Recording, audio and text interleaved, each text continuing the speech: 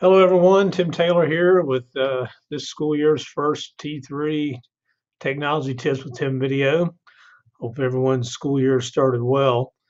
For all you new people out there, the way this works is I'll have a video I'll share every month, have some basic technology tips or resources that'll help you find the value. And what will happen is inside the video, somewhere along the line, I'll say a secret word. And what you need to do is when I say that secret word, you just need to shoot me an email.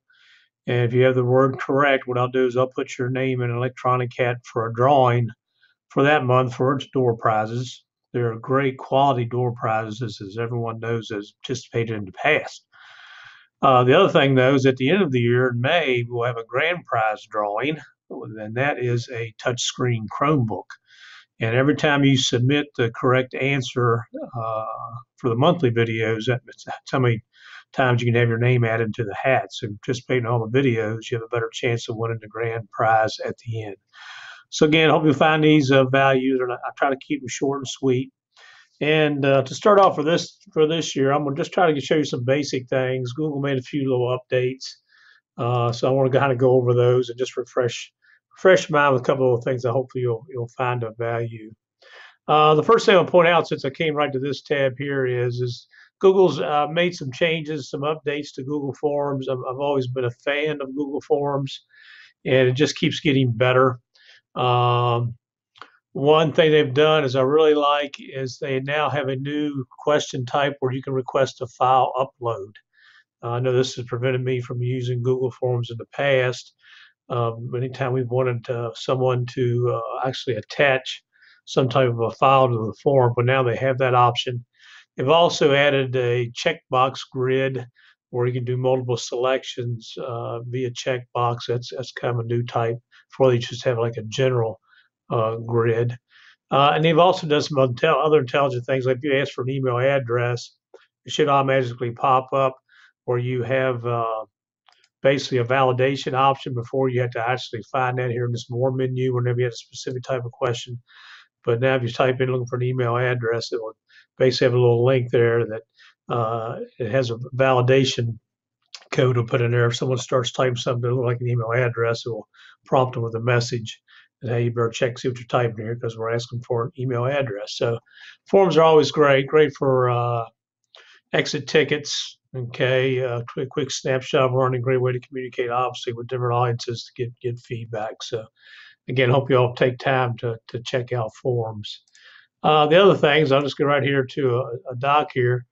Google Doc has changed. It used to be called the revision history, and I hope you're aware of that. But basically, every time you do any keystroke in a Google Doc, it will record it. And they're all online documents. So before we could always, for the ones that knew about it, you could go to File, and it was called Revision History, and you can go back and see every change that was made, and easily go back to previous versions of the document, go back to that and update it. And so you really can never really lose anything, because remember, there's not a save option in Google Docs. Well, what they've done now is they've actually changed that to version history. And what I like is one thing I've missed with the saving option was save as. In other words, you can rename a document if you want. And think about that really when you look at this option. So I can still see the version history like I used to. Okay, it'll bring it up, and this will show all the changes that I've made, to this document. And see, it goes back, and I have timestamps. It goes back quite a ways.